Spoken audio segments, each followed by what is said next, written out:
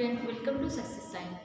तो हम लोगों की जो पिछली क्लास हुई थी वो किस चीज़ की हुई थी? मांस की। मीट होता क्या है, और हम लोगों ने ये देखा था, हम लोगों ने ये समझा था कि भारत में सबसे ज़्यादा मांस किस चीज़ का खाया जाता है।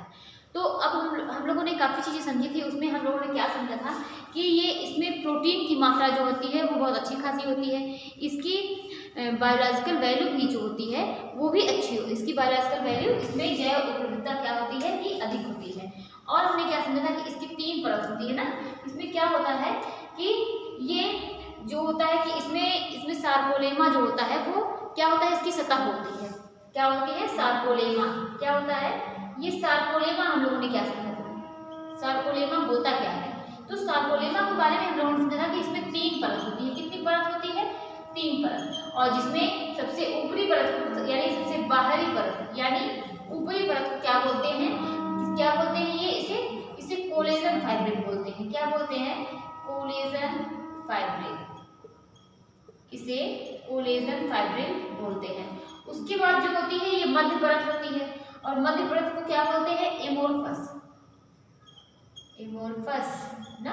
तो और हम लोगों ने क्या पढ़ा था कि ये बाहरी परत को बोलते हैं, यानी जो ऊपरी परत होती है उसे कोलेजन फाइब्रिल बोलते हैं, और मध्य परत को एमोर्फस बोलते हैं, और जो अंतिम परत होती है उसको क्या बोलते हैं? आंतरिक परत को।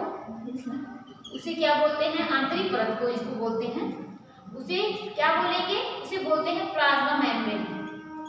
Plasma membrane. तो हम लोगों ने ये सब चीजों के बारे में समझा था कि ये सब है क्या। ये 3 परतें होती है। देखिए अगर ज्यादातर क्वेश्चन यहाँ से बनेगा तो इन्हीं सब चीजों से बनता है कि ऊपरी परत को क्या बोलते हैं, कौन सा प्रोटीन पाया जाता है, इसमें कौन सा प्रोटीन पाया जाता है।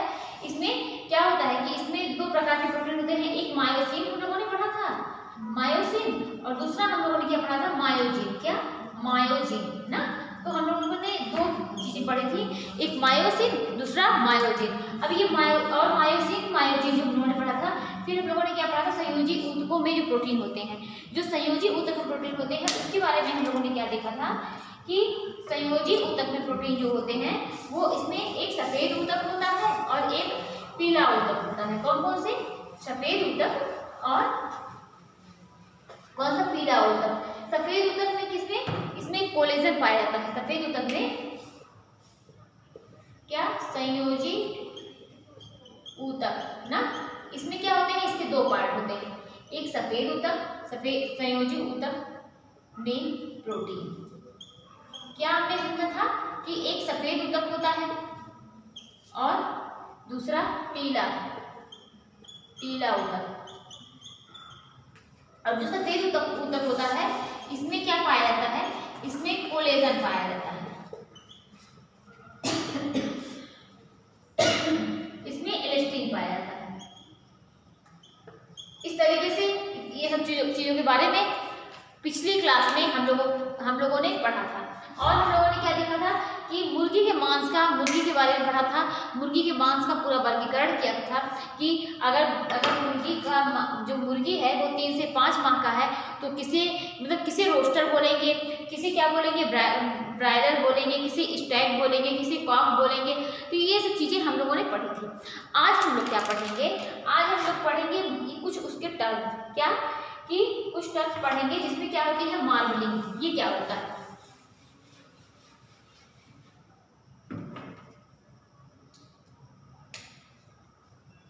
मार्बलिंग। तो मार्बलिंग क्या होता है कि वसा का जमाव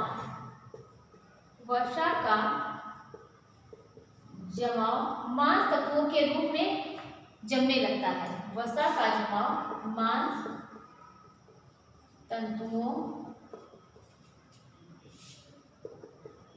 के रूप में जमने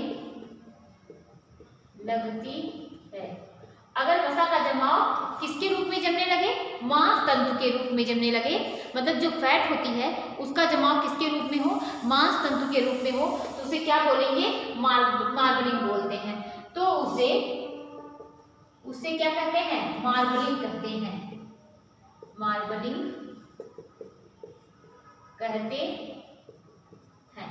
अब देखिए विभिन्न प्रकार के मांस जो होते हैं वो विभिन्न उसके मतलब जो कई प्रकार के मांस होते हैं उससे कई खाद्य पदार्थ बनते हैं। तो जैसे हम लोग क्या करते हैं शाकाहारी में कई प्रकार की, जैसे अगर आप देखिए सब्जियों में गोभी की सब्जी है, गोभी है तो उससे कई चीज़ें बनती है ना।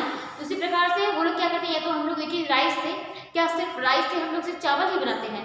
नहीं, अलग अलग उसमें देखिए उससे पापड़ भी बनता है, उससे चावल से उससे देखिए उसकी खीर भी बनती है, उससे और क्या मतलब देखिए डोसे वगैरह, उत्पम वगैरह इन सब चीज़ों में यूज होता है ना। तो मतलब जैसे एक ही चीज़ से हम लोग कई आइटम बनाते हैं, तो वैसे मांस से कई चीज़ें बनती हैं। अब देखते हैं कि मांस से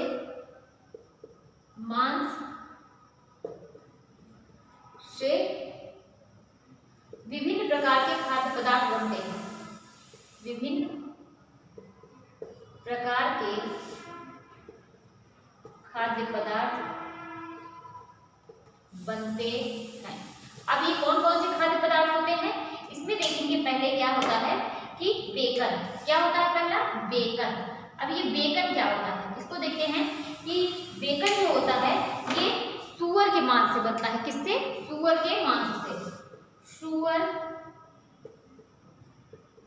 के मांस से बने, सूअर के मांस से बने विभिन्न खाद्य, सूअर का मांस, सूअर का मांस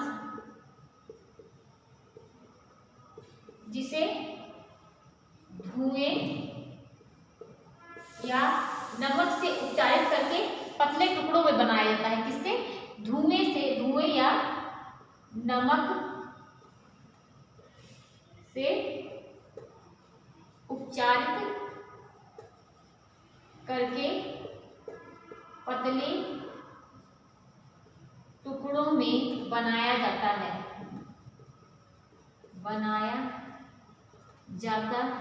तो हम लोगों ने क्या समझा, बेकन क्या होता है, ये किससे बनता है? बेकन सूअर के मांस से बनता है और इसमें क्या किया जाता है, इसको धुएं और नमक से उपचारित करके बनाया जाता है। ये क्या हो गया? बेकन हो गया। अब देखते हैं हम लोग नेक्स्ट सॉसेज। ये सॉसेज क्या होता है?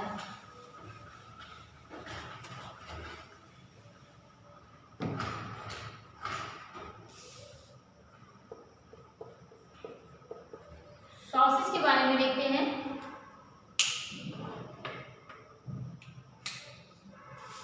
यह जो होता है यह किससे? पिसे हुए मांस से बनाया जाता है। यह आमतौर पर पिसे हुए, किससे? यह आमतौर पर पिसे हुए मांस से बनाया जाता है और इसकी क्या होती है, चारों ओर जो होती है वह त्वचा होती है, चारों ओर त्वचा होती है और यह आकार में बेलनाकार होता है, बेलनाकार होता है। तो हम लोगों ने क्या समझा कि ये सॉसेज क्या होता है, यह आमतौर पर किससे बनता है? पिसे हुए मांस से बनता है और इसके चारों ओर त्वचा होती है और यह आकार में कैसा? बेलनाकार होता है। ये सॉसेज हो गया। तो हमने क्या पढ़ा कि सॉसेज के बारे में पढ़ा और बेकन के बारे में। बेकन क्या था? जो बेकन था वह सूअर के मांस से बनता था और उसे क्या किया जाता है, क्या धुएं से और नमक से क्या किया जाता है, उपचारित करके बनाया जाता है। और सॉसेज के बारे में हम लोगों ने देखा, सॉसेज जो है यह आमतौर पर किससे बनता है? पिसे हुए मांस से बनाया जाता है। अब हम लोग नेक्स्ट ऑप्शन देखते हैं क्या होता है कि हैम। ये हैम क्या होता है? ये भी सूअर के मांस से बनाया जाता है हैम, और इसे भी नमक और धुआं लगाकर बनाया जाता है। सूअर के मांस से बनाया जाता है, से बनाया जाता है। ये हैम हो गया। अब आगे देखते हैं पेपरोनी। क्या होता है पेपरोनी? अब ये पेपरोनी क्या होती है इसको समझते हैं। पेपरोनी जो होती है, ये जो होता है पेपरोनी, ये सुअर और बीफ का मांस मसल कर बनाया जाता है। पेपरोनी क्या होती है? सुअर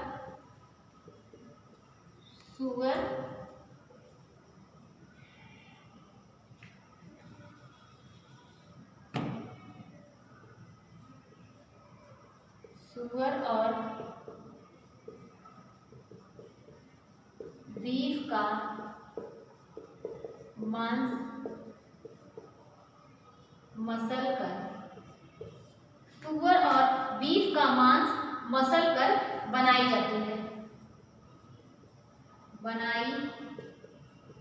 जाती है, ये क्या होता है? ये नरम और थोड़ा धुएं जैसे चमकीले लाल रंग का होता है। ये कैसा होगा? नरम और किसके जैसे? धुएं जैसे चमकीले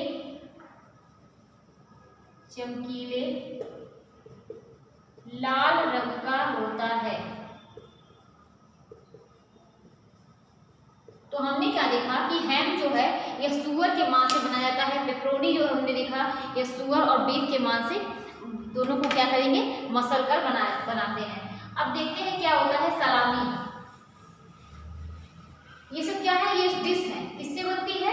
मांस से बनाई जाती है।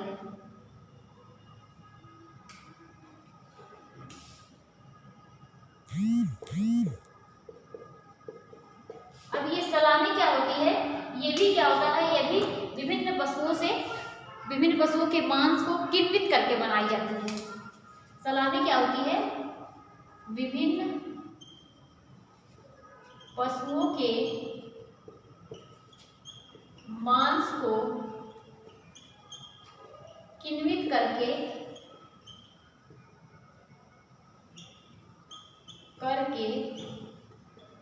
बनाई जाती है। अब हम लोग क्या देखेंगे? स्टेक। तो हमने क्या देखा कि विभिन्न पशुओं के मांस को किण्वित करके किससे? किण्वित करके हवा में सुखाए गए मांस से बनाया जाता है। कहाँ से? हवा में सुखाए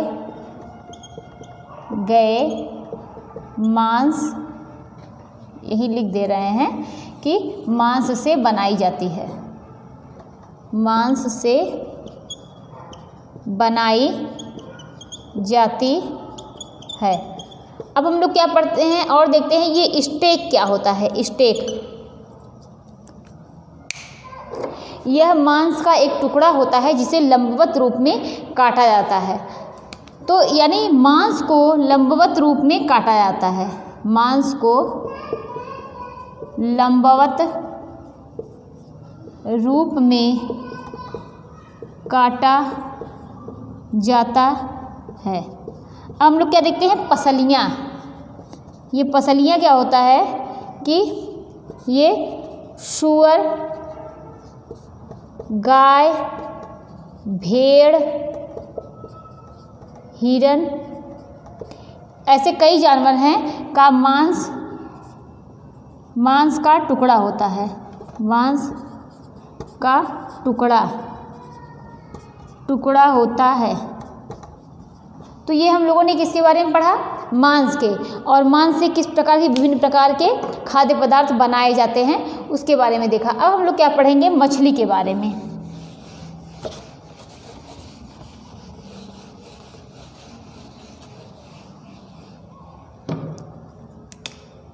और मछली में काफ़ी पोषक तत्व जो होते हैं वो अच्छे खासे पोषक तत्व होते हैं। इसमें भी प्रोटीन पाए जाते हैं, इसमें भी विटामिन पाए जाते हैं, इसमें भी कैल्शियम पाए जाते हैं। कई खाद्य पदार्थ इसमें कई पोषक तत्व, कई प्रकार के पोषक तत्व पाए जाते हैं। तो मछली क्या है? और मछलियाँ जो होती हैं वह विभिन्न प्रकार की होती हैं, कई प्रकार की मछलियाँ होती हैं।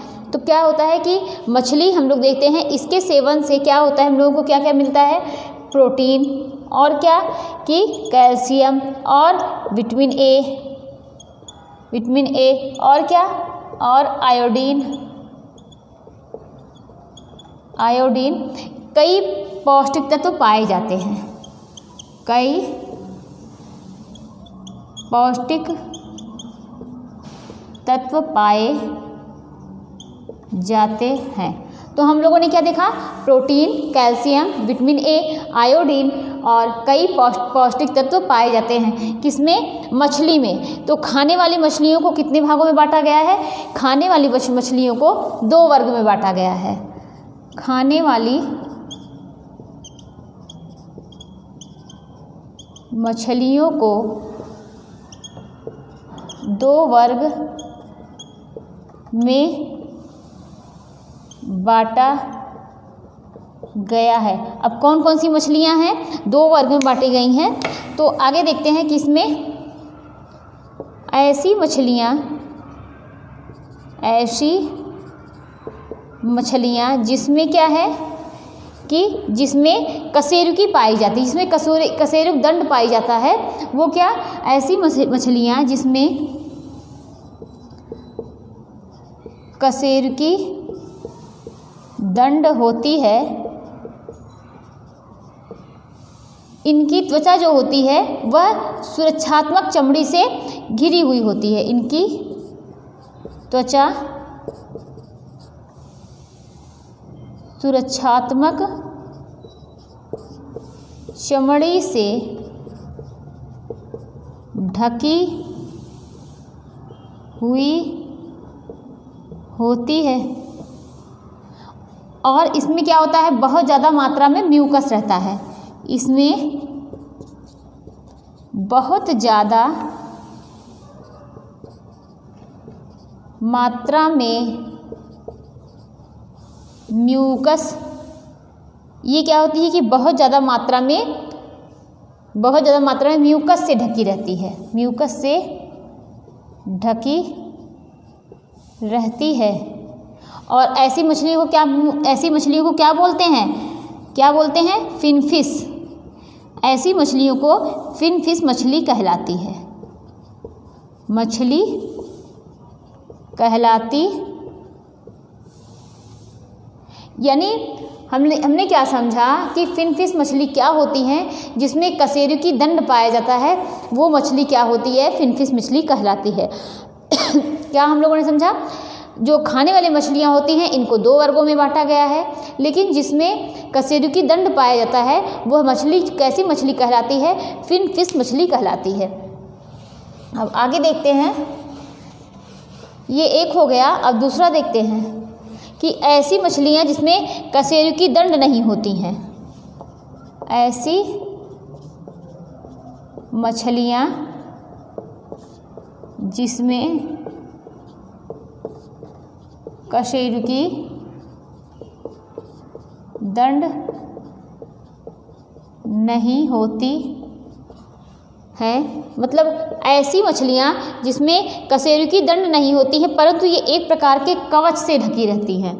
परंतु ये एक प्रकार के कवच से ढकी रहती है। तो ऐसी मछलियाँ जिसमें कशेरुकी दंड नहीं होती और एक प्रकार के कवच से ढकी रहती हैं, उसे क्या बोलते हैं, वो जो इसके पहले जिसमें कशेरुकी होती है उसे फिनफिश मछली कहते हैं, इसे शेलफिश मछली कहते हैं। ये मछली शेलफिश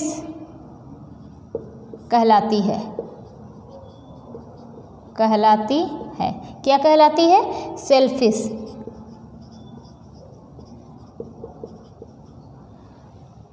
हमने क्या समझा कि ऐसी मछलियों को, जो खाने वाली मछलियाँ होती हैं, इनको 2 वर्ग में बांटा गया है।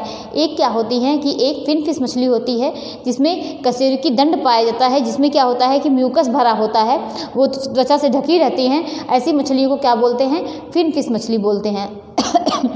और जिसमें कशेरुकी दंड नहीं पाया जाता, ऐसी मछली को शेलफिश मछली कहते हैं। शेलफिश मछली जो होती हैं वह कितने भाग में, उसको 2 भागों में बांटा गया है। शेलफिश मछली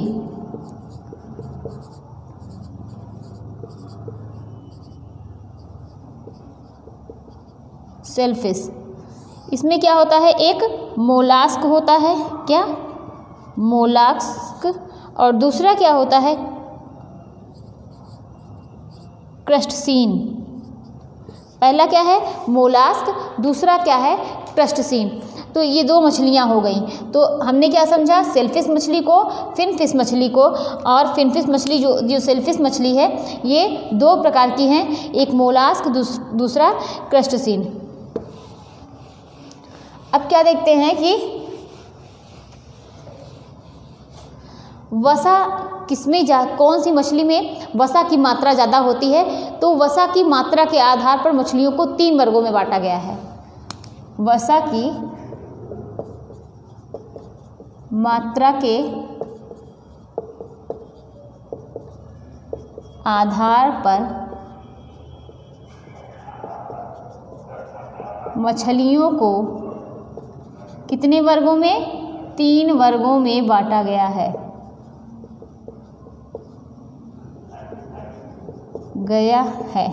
तो इसमें कौन कौन सी होती हैं, पहली क्या है लीन, क्या है लीन मछली, और दूसरी क्या है मीडियम,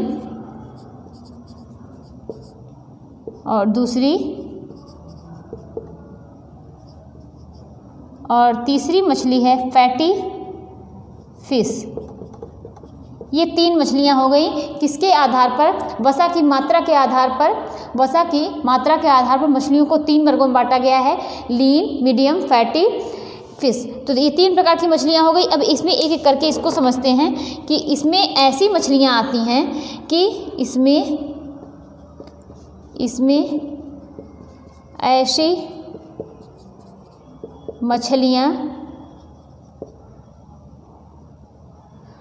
ऐसी मछलियाँ आती हैं जिसमें क्या है, जिसमें वसा की मात्रा कितनी, वसा की मात्रा 2% से कम होती है। कैसी होती है कि जो लीन मछली होती है इसमें ऐसी मछलियाँ आती हैं जिसमें वसा की मात्रा 2% से कम होती है, मीडियम मछली में 2 से 5% तक होती है, और फैटी फिश में कितनी 5 से अधिक होती है। क्या फैट, मतलब फैट जो है इसमें 2% से कम है।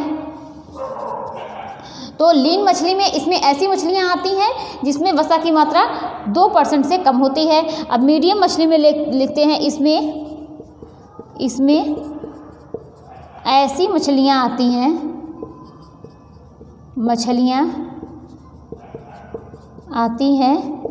जिसमें फैट की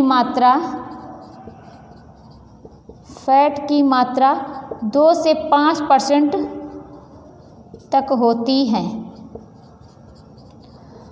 और फैटी फिश में क्या होता है कि इसमें जो मछलियाँ आती हैं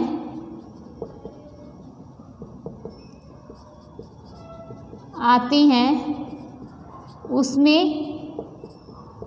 फैट की मात्रा 5% से अधिक होता है।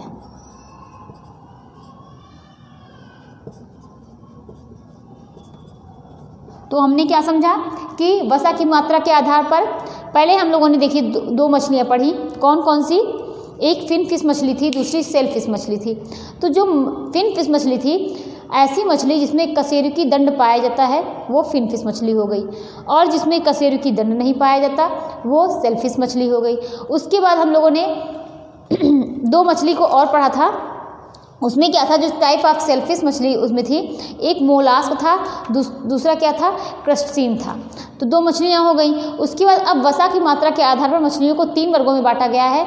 कौन कौन सी, एक क्या है लीन है, दूसरा मीडियम है, तीसरा क्या है फैटी फिश। तो जो लीन है इसमें 2% तक वसा पाई जाती है लीन मछली में, और जो मीडियम मछली होती है इसमें 2 से 5% तक फैट पाया जाता है, और जो फैटी फिश मछली होती है इसमें 5% से अधिक फैट पाया जाता है। तो इतना हम लोगों ने देखा। और हम लोग कुछ देखते हैं कि ये तो वसा हो गया ना। अब देखेंगे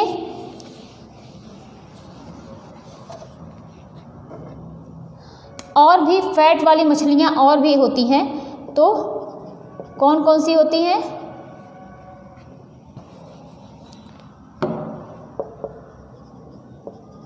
अब इसमें देखते हैं कौन कौन सी मछलियाँ आती हैं। साल्मन और क्या, सार्डीन और ट्यूना, मैक्रल आदि। साल्मन, सार्डीन, ट्यूना, मैक्रल आदि अधिक वसा वाली मछलियाँ होती हैं। अधिक वसा वाली मछलियाँ होती हैं। तो कौन कौन सी, साल्मन, सार्डीन, ट्यूना, मैक्रल आदि जो है ये सब कैसी मछलियाँ हैं जिसमें फ़ैट की मात्रा जो होती है वो अच्छी खासी होती है। और क्या होता है कि कार्ड जो होता है, कार्ड और कौन सी, बॉम्बे डक, हैलीबट,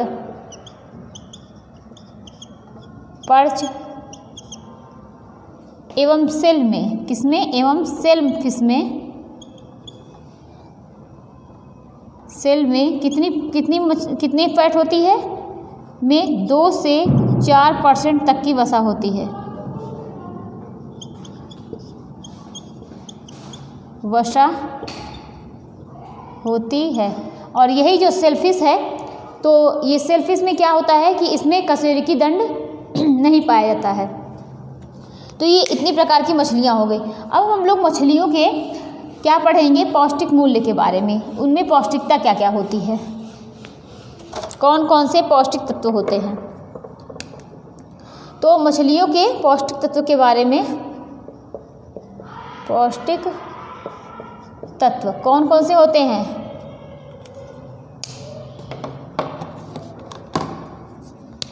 किसमें, फिन फिश में कितना 20% तक का प्रोटीन होता है। प्रोटीन होता है किसमें, पौष्टिक तत्व में फिन फिश में 20% तक का प्रोटीन होता है।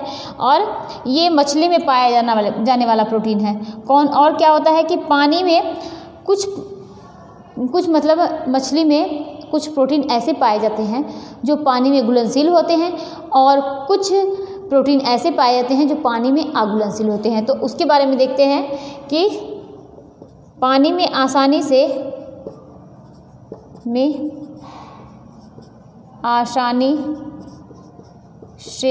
घुलने वाले प्रोटीन।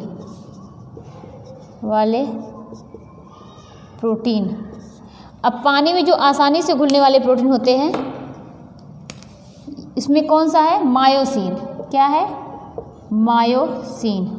अब ये मायोसिन जो होता है मछली में उपस्थित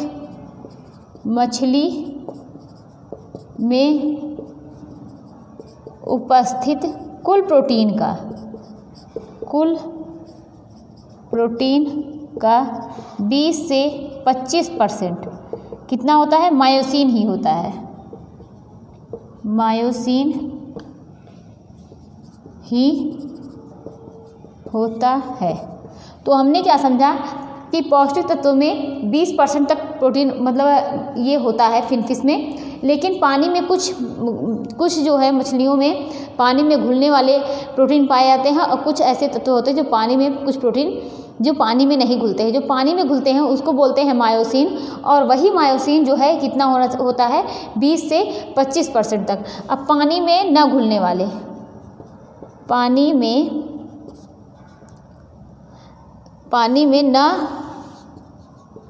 घुलने वाले या पानी में अघुलनशील प्रोटीन, ये कौन से होते हैं, ये स्ट्रोमा प्रोटीन। कौन से, स्ट्रोमा प्रोटीन, जो कि मछली के रेशे में पाई जाती है। किसमें, मछली के रेशे में पाई जाती है।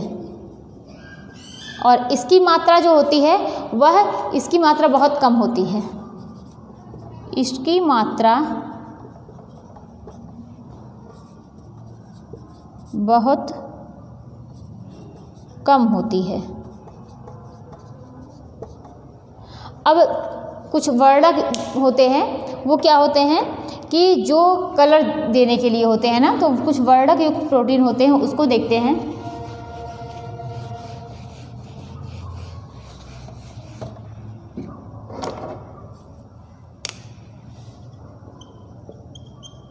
वर्णक युक्त प्रोटीन। ये कितने होते हैं?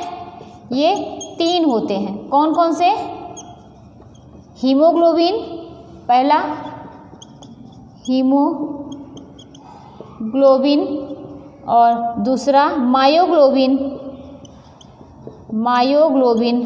और तीसरा है साइटोक्रोम। हमने क्या देखा कि हीमोग्लोबिन, मायोग्लोबिन, साइटोक्रोम, ये कितने, ये वर्णक हैं। किसमें? मछलियों में पाए जाते हैं। 3 वर्णक होते हैं, हीमोग्लोबिन, मायोग्लोबिन और साइटोक्रोम। अब देखते हैं कार्बोज। कार्बोज को देखते हैं। कार्बोहाइड्रेट जो होता है, ये कार्बोहाइड्रेट मछलियों में ग्लाइकोजन के रूप में होता है। मछलियों में किस रूप में होता है? में ग्लाइकोजन के रूप में होता है, लेकिन क्या है? बहुत कम मात्रा में होता है, बहुत कम मात्रा में रहेगा, में होता है। और क्या है कि मछली में ये कार्बोज हो गया। अब क्या पढ़ेंगे? खनिज लवण। खनिज लवण में क्या क्या रहेगा कि मांस की तुलना में मछलियों में ज़्यादा खनिज लवण होती हैं। मांस की तुलना में मछलियों में ज़्यादा होता है। और कौन कौन सा होता है? में ज़्यादा होता है। कौन कौन सा होता है? सबसे ज़्यादा मात्रा में कॉपर, सल्फर, फास्फोरस होता है। क्या क्या? कॉपर, सल्फर हो गया, और क्या? फास्फोरस हो गया। ये सब क्या है? ये सब अच्छी मात्रा में होते हैं। और क्या? कैल्शियम भी होता है। क्या? कैल्शियम, और आयरन भी होता है, आयरन। और अगर पूछा जाए कि समुद्री मछली में सबसे ज़्यादा मात्रा में कौन सा खनिज तत्व पाया जाता है, तो आयोडीन। समुद्री मछली में कौन सा तत्व पाया जाता है? जो पौष्टिक तत्व, वो आयोडीन पाया जाता है। और विटामिन में हम लोग क्या देखेंगे? विटामिन में विटामिन ए, डी, B1, B3, BC, जो क्या, सॉरी, ये विटामिन ए देखते हैं कि विटामिन ए पाया जाता है। और क्या? विटामिन बी, विटामिन डी, और क्या पाया जाता है? विटामिन B1 और विटामिन B3, विटामिन जो सी होता है, इसका अभाव होता है। विटामिन सी जो होता है, ये मीट में नहीं पाया जाता। तो हमने क्या देखा कि विटामिन सी किस में नहीं पाया जाता? ये मीट में नहीं पाया जाता है। तो काफ़ी चीज़ें हम लोगों ने किसके बारे में पढ़ी? मीट के बारे में। तो मीट के बारे में इतना ही था। अब हम लोग क्या देखेंगे? किसके बारे में? Vitamin A, vitamin B2, vitamin D, vitamin B1, vitamin B3, vitamin C. Vitamin C का अभाव होता है, ये सब चीज़ें पाई जाती हैं। और कौन कौन सी मछलियाँ होती हैं? फिनफिश मछली क्या होती है? हम लोगों ने इन सब चीज़ों के बारे में देखा। तो अब हम लोगों ने क्या देखा? जो हम लोग अभी तक पढ़ रहे थे, देखिए ये 2 प्रकार के थे ना। जो हम लोगों ने क्या पढ़ा? अंडा के बारे में पढ़ा। ये हम लोगों को प्राणिज जगत से मिल रहे थे। मांस पढ़ा, अंडा पढ़ा, दूध पढ़ा। ये क्या है? जंतु जगत से प्राप्त है, प्राणिज जगत से प्राप्त है। अब हम लोग क्या? वानस्पतिक जगत से प्राप्त चीज़ों को पढ़ेंगे। देखिए यहाँ से क्वेश्चन आते भी हैं। आप 2021 का TGT का क्वेश्चन देखिए, उसमें पूछा था गेहूँ के बारे में उसमें। और अब हम लोग क्या पढ़ेंगे? पहले धान से स्टार्ट करेंगे। किससे? धान से। तो हम लोगों ने क्या पढ़ा था? मीट के बारे में पढ़ा। अब देखिए हम लोग देखते हैं कि हम लोगों ने जो खाद्य पदार्थ पढ़े, ये खाद्य पदार्थ अभी तक खाद्य पदार्थ ना सब पढ़ ही तो रहे हैं, जिसमें हम लोगों ने क्या देखा? प्राणिज जगत से और वानस्पतिक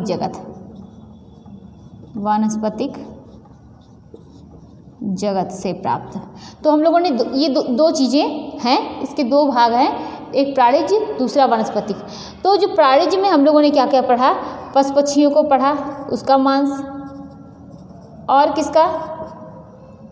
हम लोगों ने पशु पक्षियों का मांस पढ़ा, और किसका, कि हम लोगों ने दूध के बारे में पढ़ा और मांस के बारे में पढ़ा, और मछली, और क्या पढ़ा, अंडा। इतनी हम लोगों की चीज़ों की ये समाप्त हो गए ना।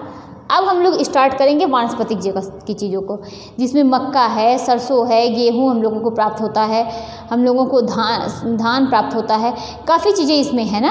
अब हम लोग यहाँ से पढ़ेंगे, सोयाबीन है, दालें हैं, कई चीज़ें वानस्पतिक जगत में हैं। तो स्टार्ट करते हैं आज ये चावल। और जैसा कि हम लोग जानते हैं कि हमारे जो चावल जो होती है इसकी कई किस्में होती हैं, कई प्रकार की होते हैं ना, कि आप देखिए चावल की किस्में बहुत सी होती हैं और सबका टेस्ट भी बहुत अलग अलग होता है। तो चावल के उसकी देखिए चावल में महक भी अच्छी होती है, कि आप जैसे आप चावल देखते जाइए कि देखिए चावल में आप देखेंगे कि जो इसमें कई प्रकार के होते हैं, काला नमक का चावल होता है, बासमती होता है, कई प्रकार के चावल होते हैं। तो इसमें देखते हैं चावल ये सबसे ज़्यादा मात्रा में कहाँ, सबसे ज़्यादा इसका उत्पादन कहाँ होता है, बंगाल में। कहाँ इसका सबसे ज़्यादा उत्पादन पश्चिम बंगाल में होता है। चावल भी क्या होते हैं इसमें कई प्रकार की किस्में होती हैं, और चावल का उपयोग सबसे ज़्यादा होता है खाने के लिए इसमें होता है। और इसमें सबसे ज़्यादा क्या पाया जाता है, स्टार्च पाया जाता है। सबसे ज़्यादा इसकी पैदावार कहाँ होती है, पश्चिम बंगाल में। सबसे ज़्यादा पैदावार पश्चिम बंगाल में। और इसकी बहुत सारी डिश बनाई जाती है, इसके उत्पम बनाए जाते हैं, इसके पापड़ बनाए जाते हैं, इसकी इडली बनाई जाती है, इससे डोसा बनाया जाता है, इससे चावल बनाया जाता है, इससे पुलाव बनाते हैं, इसकी पूड़ी बनाई जाती है, मतलब बहुत सी, इसकी खीर बनाई जाती है। काफ़ी सारी मतलब काफ़ी सारे इससे चावल से डिश बनाए जाते हैं। और देखिए भारत में सबसे ज़्यादा खाया भी जाता है। आप सबके घर में देखेंगे चावल जो है वो बनता है और सब लोग खाते भी हैं इसको। अब इसमें देखेंगे तृण धान्य, क्या देखेंगे, तृण धान्य। तो इसको देखेंगे, ये तृण धान्य जो होता है, तृण धान्य सीरियल्स, और क्या कि शब्द की उत्पत्ति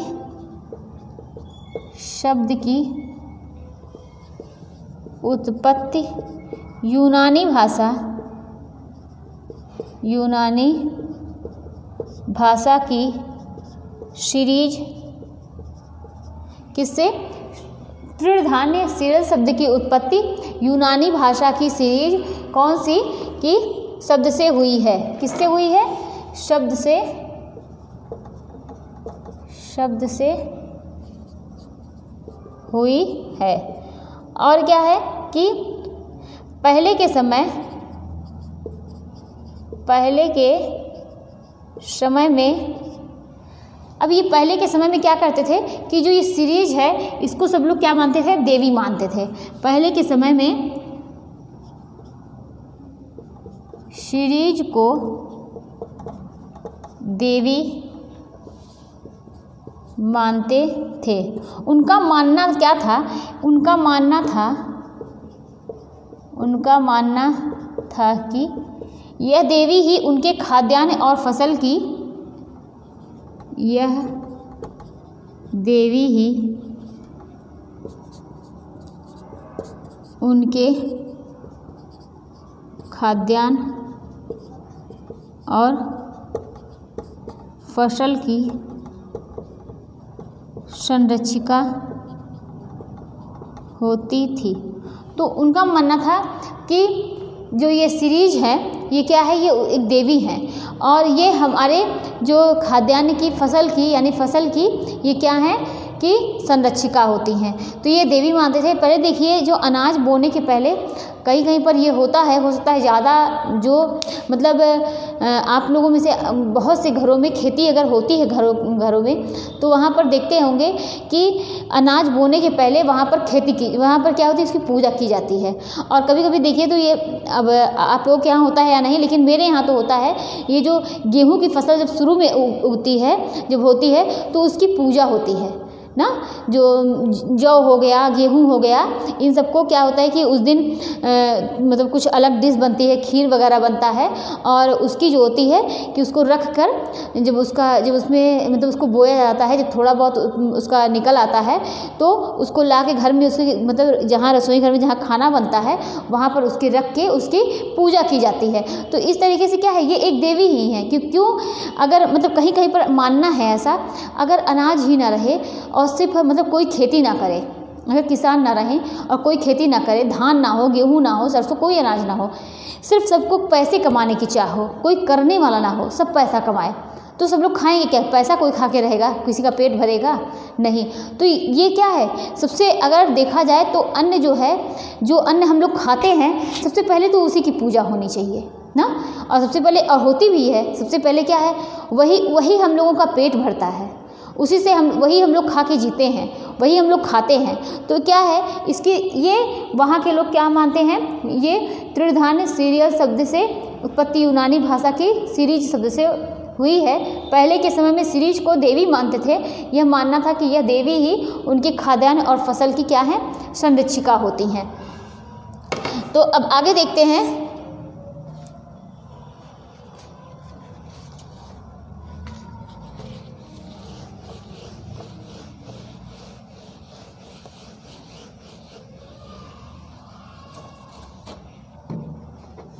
और तृणधान्य के अंतर्गत चावल, गेहूँ, जौ, चना, मक्का, ये आदि फसलें आती हैं। तृणधान्य के अंतर्गत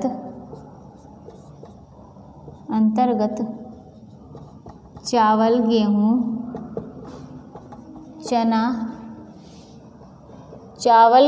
चना, जौ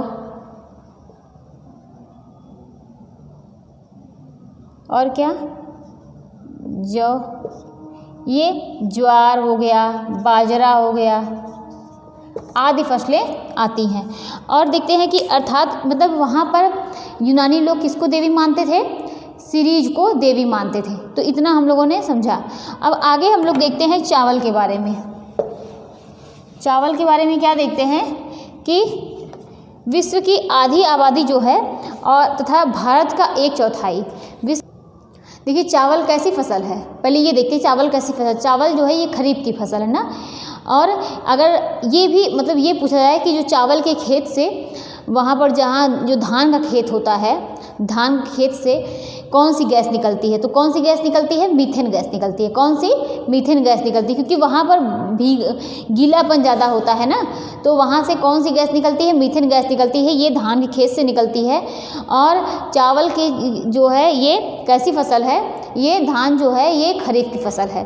तो हम लोगों ने देखा धान खरीफ की फसल है और वहाँ उसके खेत से मीथेन गैस निकलती है। और देखते हैं कि चावल के बारे में, विश्व की आधी आबादी तथा भारत का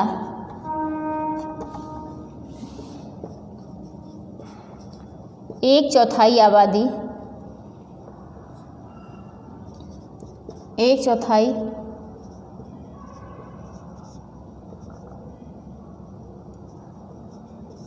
चावल को प्रमुख आहार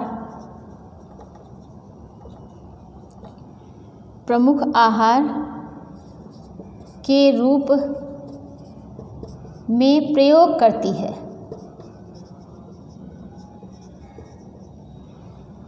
भारत में कहाँ पर, भारत में बंगाल, बिहार, उत्तर प्रदेश, उड़ीसा, असम, यहाँ पर चावल की पैदावार जो होती है वो अच्छी होती है। यहाँ पर चावल की पैदावार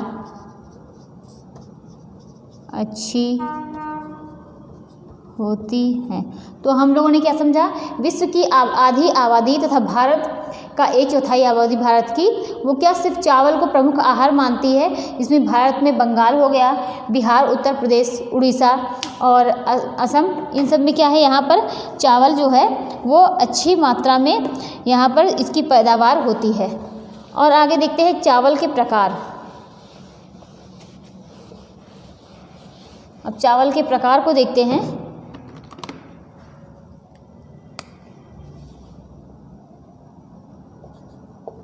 चावल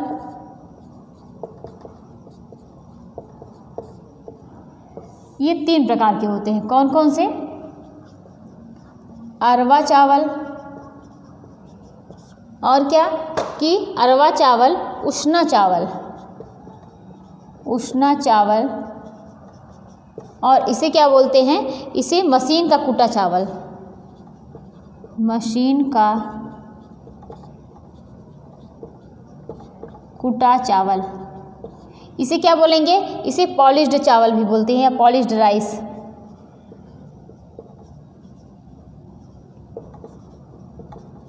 ये पॉलिश्ड राइस हो गया, और ये परबॉइल्ड राइस, पैरा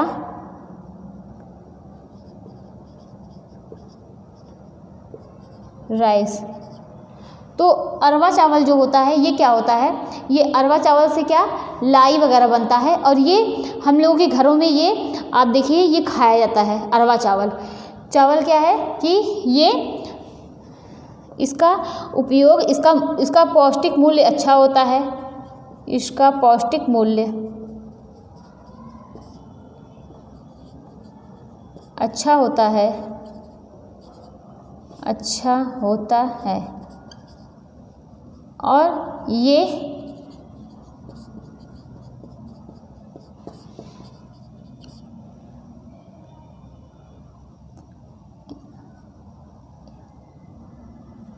क्या है? सभी के घरों में यूज़ होने वाला है चावल है, सभी के घरों में ज़्यादातर उपयोग होता है।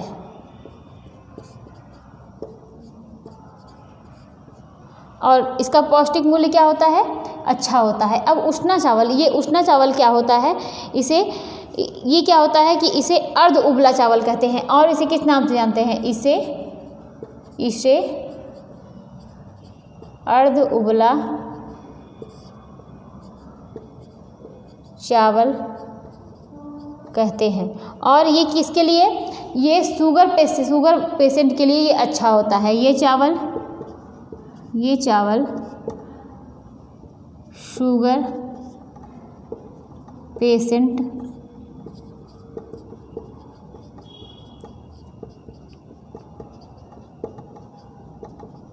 इसकी पौष्टिकता ज़्यादा होती है, इसकी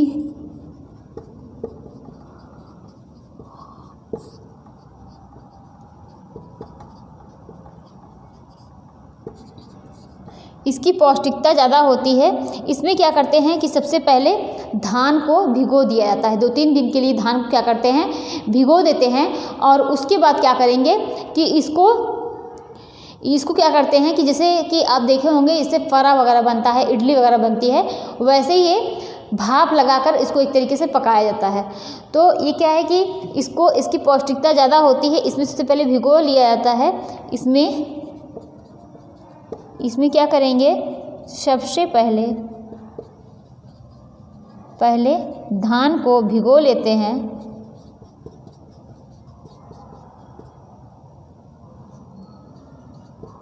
भिगोकर क्या किया जाता है? आधा उबाल लिया जाता है। आधा उबाल क्या करते हैं? धान को भिगोकर या आधा उबाल लिया जाता है।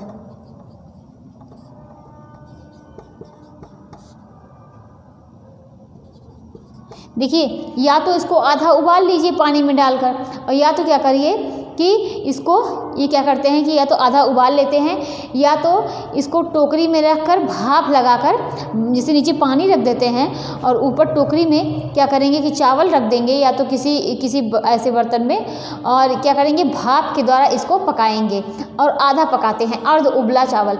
तो ये या तो भाप द्वारा पकाया जाएगा और या तो इसको आधा उबाल लिया जाता है।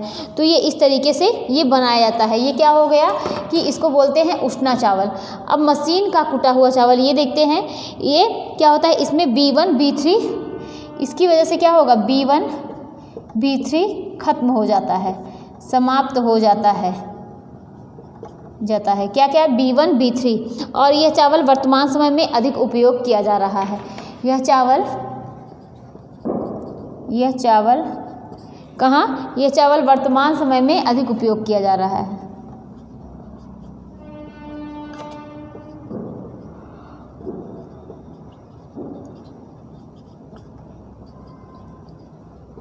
उपयोग किया जा रहा है। तो यह चावल वर्तमान समय में अधिक उपयोग किया जा रहा है। अब हम लोग क्या देखेंगे, हम लोगों ने क्या समझा चावल के प्रकार, एक अरवा चावल, उष्णा चावल, मशीन का कुटा हुआ चावल। और मशीन का कुटा हुआ चावल खाने से क्या होगा कि विटामिन B1 और B3 जो होते हैं वो नष्ट हो जाते हैं और वर्तमान समय में सबसे ज़्यादा यही उपयोग किया जाता है। और जो क्या बोलते हैं उष्णा चावल, जिसे क्या बोलते हैं कि अर्ध उबला हुआ चावल, ये क्या करते हैं कि इसकी पौष्टिकता जो होती है बहुत अच्छी होती है। ये मधुमेह पेशेंट के लिए अच्छा होता है। ये मतलब ये आपके ये शरीर के लिए फ़ायदेमंद होता है।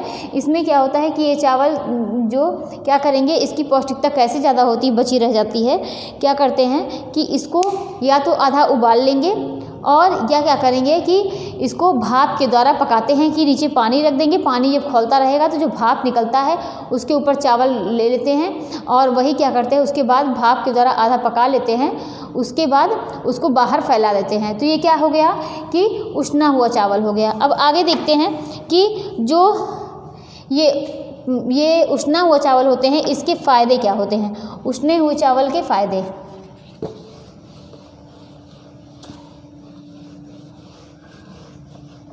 इसमें क्या होता है कि जो चावल का दाना होता है ये सख्त और मोटा हो जाता है और इसमें से भूसी निकालना आसान हो जाता है।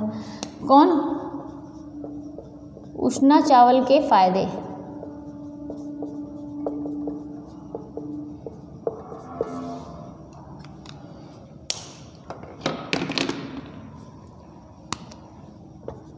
धान से भूसी निकालना आसान हो जाता है। क्या होता है, धान से भूसी निकालना क्या होता है, आसान हो जाता है उष्णा चावल। और इसमें क्या होता है कि चावल का दाना क्या रहेगा, सख्त और मोटा हो जाता है, मोटा हो जाता है। चावल का दाना सख्त और मोटा हो जाता है और इसमें कीड़े एवं फफूंदी नहीं लगते हैं। इसमें कीड़े एवं फफूंदी नहीं लगते हैं। इसमें क्या होगा, कीड़े एवं फफूंदी नहीं लगेंगे। कौन से चावल, जो ये अर्ध उबला हुआ चावल जिसे बोलते हैं, इसमें क्या होगा, कीड़े और फफूंदी नहीं लगते हैं। पकाने पर दाने जो है वो अधिक फूलते हैं, पकाने पर दाने अधिक फूलते हैं, पकाने पर दाने अधिक फूलते हैं। दाने एक दूसरे से नहीं चिपकते हैं, दाने एक दूसरे से नहीं चिपकते हैं। तो हमने क्या देखा कि उष्णा हुआ चावल, इसमें क्या होता है कि ये इतना फूला हुआ रहता है कि ये छिलका जो होता है, यानी जो चावल का छिलका यानी धान हो गया, तो धान जो होता है उसका जब उसको निकालते हैं तो उसमें आसानी से भूसी निकल जाती है और चावल का दाना सख्त और मोटा हो जाता है। इसमें कीड़े और फफूंदी नहीं लगते। पकाने पर दाने जो हैं वो अधिक फूलते हैं, दाने जो हैं एक दूसरे से चिपकते नहीं हैं, अतः चावल का दाना अलग अलग दिखता है। अतः क्या होगा, चावल का दाना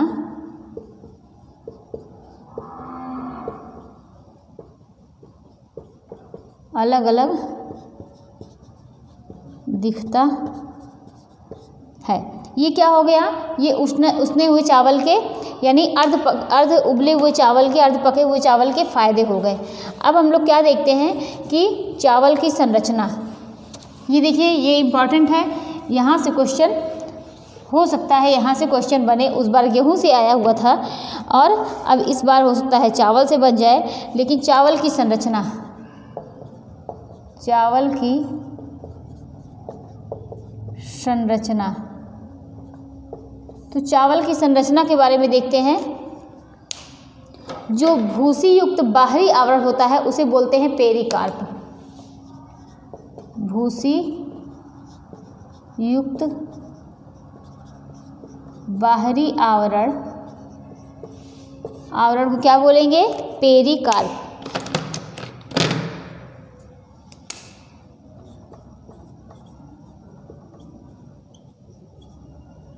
क्या बोलते हैं, पेरिकार्प कहते हैं। भूसी युक्त बाहरी आवरण को पेरिकार्प कहते हैं। अंदर का स्टार्च युक्त भाग क्या होता है, अंदर का स्टार्च युक्त भाग क्या कहलाएगा, क्या कहलाता है, एंडोस्पर्म।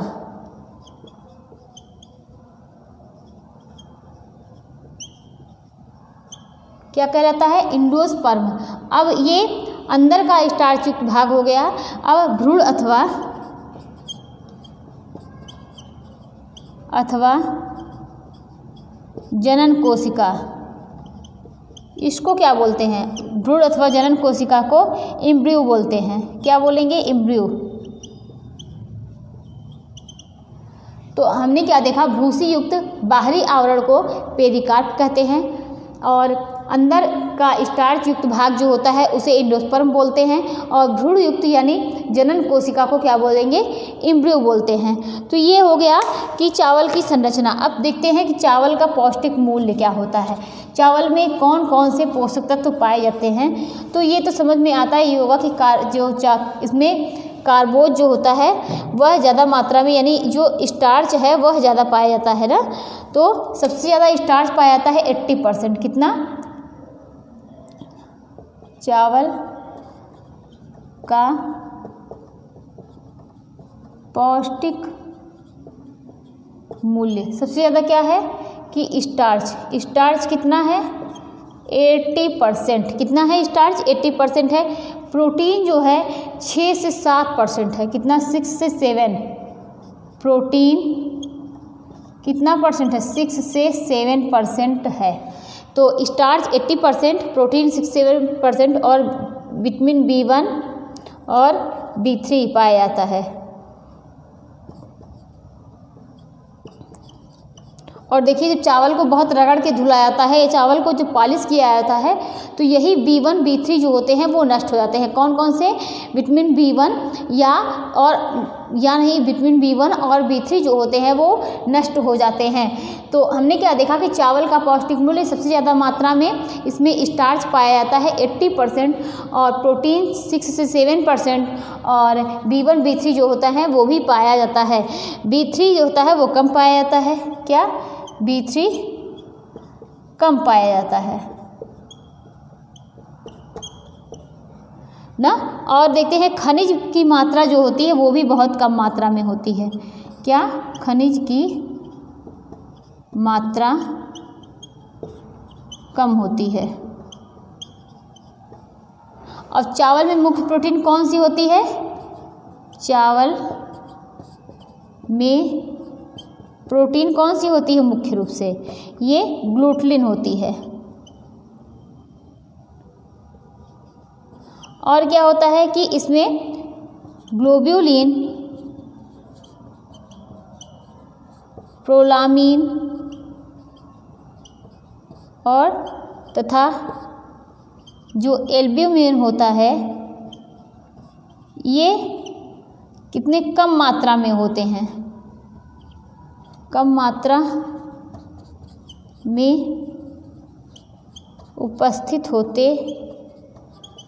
हैं, कम मात्रा में उपस्थित होते हैं। चावल का प्रोटीन जो होता है वह कैसा होता है, अपूर्ण होता है।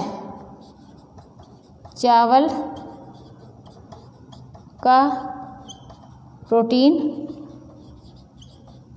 अपूर्ण किस्म का होता है।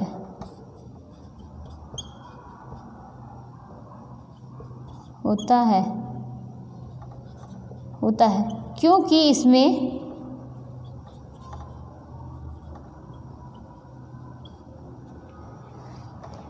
इसमें क्या होता है, ये चावल का प्रोटीन जो होता है वो अपूर्ण किस्म का होता है। क्यों ऐसा होता है, इसमें कौन से अमीनो एसिड नहीं पाए जाते हैं, कौन कौन से, एक लाइसिन होता है, लाइसिन, और दूसरा क्या होता है, थियोनिन। अब देखिए यहाँ पर ये भी इम्पॉर्टेंट है कि चावल में चावल एक अपूर्ण प्रोटीन है और इसमें क्या होता है, इसमें जो प्रोटीन होता है वो अपूर्ण होता है। ऐसा क्यों है, क्योंकि इसमें लाइसिन और थियोनिन जो होते हैं वह नहीं होते हैं, लाइसिन और थियोनिन नहीं पाए जाते हैं। किसमें, चावल में लाइसिन थियोनिन नहीं पाए जाते हैं। अब एंजाइम में देखते हैं कौन कौन से एंजाइम होते हैं, अल्फा एंजाइम, ऑक्सीडेज, लाइपेस, ये सब एंजाइम पाए जाते हैं। किसमें, चावल में। कौन कौन से, अल्फा, इसमें देखिए एंजाइम में देख लीजिए कि कौन कौन से, अल्फा और ऑक्सीडेज, और कौन सा, लाइपेज और फिनोलेज, ये सब पाए जाते हैं। कौन से, अल्फा एंजाइम, ऑक्सीडेज एंजाइम और क्या, लाइपेज एंजाइम और फिनोलेज एंजाइम पाए जाते हैं। अब देखते हैं कि कितने में मतलब इसमें जो हम लोगों ने चावल के प्रकार पढ़े, इसमें कितनी % आर्द्रता होती है, कितना % फैट होता है, इन सब के बारे में देखते हैं।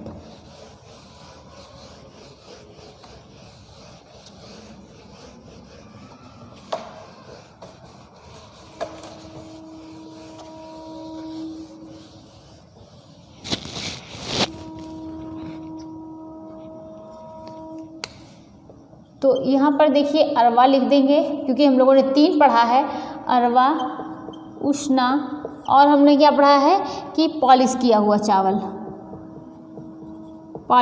चावल, 3 हम लोगों ने पढ़ा है ना। और यहाँ पर लिखेंगे आर्द्रता, कितनी % होती है, ये 10.28 यानी 10 से 10.28% होती है। और उष्णा चावल में आर्द्रता कितनी होती है, 10.88, और पॉलिश में 12.31% होती है। आर्द्रता हो गई। अब प्रोटीन को देखते हैं, प्रोटीन को ये कितना होता है, 7.95% होती है। अरवा चावल में प्रोटीन 7.95% होती है और उष्णा में कितनी होती है, 8.02, और पॉलिश में कितना, 7 यहाँ इसमें 18। तो ये क्या हो गया कि इसमें देखिए परसेंटेज की मात्रा है कि मतलब % में है, आर्द्रता 10.28, 10.88, 12.31, और प्रोटीन का 7.95 और उष्णा में 8.02, और इसमें कि पॉलिश किए हुए चावल में 7.18, यहाँ पर 31 नहीं 31 होगा। तो अब आगे देखते हैं, ये प्रोटीन का हो गया। अब फैट का देखते हैं, फैट की मात्रा देखते हैं, 1.65, अरवा चावल में कितना, 1.65 और 1.96 और 0.26 ये पाया जाता है। अब फैट का हो गया। अब हम लोग क्या देखेंगे कि रेशा यानी फाइबर, रेशे में देखेंगे 10 पॉइंट कितना 44 to 10.42 और उष्णा हुआ चावल में क्या है कि 0.93 और 0.40 ये रेशा का है। अब आगे देखते हैं क्या देखेंगे कि भस्म जो खनिज तत्व हैं, ये जो खनिज होते हैं ये कितनी मात्रा में होते हैं, ये 4.04 और इसमें 1.15 और इसमें 0.46 पालिश किए हुए में 0.46। अब ये भस्म का हो गया। अब आगे क्या देखते हैं कि फास्फोरस जो होता है ये इसमें, तो क्या देखा हमने कि ये फास्फोरस जो होता है ये बिल्कुल ना के बराबर होता है और इसमें 0.29 0.09 ये इतनी मात्रा होती है। कौन कौन सी, अरवा, उष्णा, पालिश। और अरवा में आर्द्रता की मात्रा 10.28 और उष्णा में आर्द्रता की मात्रा 10.88 और पालिश में 12.31। उसके बाद प्रोटीन की अरवा चावल में 7.95, उष्णा हुआ चावल में कि इसी को अर्ध पका हुआ चावल कहते हैं, और 8.02 और पालिश किए हुए चावल में 7.18 और फैट में 1.65 और उष्णा हुआ चावल में 1.96, पालिश किए हुए चावल में 0.26। रेशा कितने हैं कि कितनी मात्रा होती है, 10.42 और उष्णा हुआ चावल में 0.93 और उसके बाद 0.40। भस्म 4.04, 1.15 और 0.46। फास्फोरस इसमें नहीं के बराबर है और 0.29 0.09। तो ये क्या है, इसकी मात्रा है, इतना पाया जाता है। अब हम आज के लिए जो है इतना ही था। ये चावल का हम लोगों का चैप्टर समाप्त हुआ। जितना हम लोगों ने मीट पढ़ा, सारी चीज़ें आज के लिए इतनी कंप्लीट हुई। अब हम लोग कल के क्लास में क्या देखेंगे, गेहूँ। क्या देखेंगे कल के क्लास में, गेहूँ देखेंगे।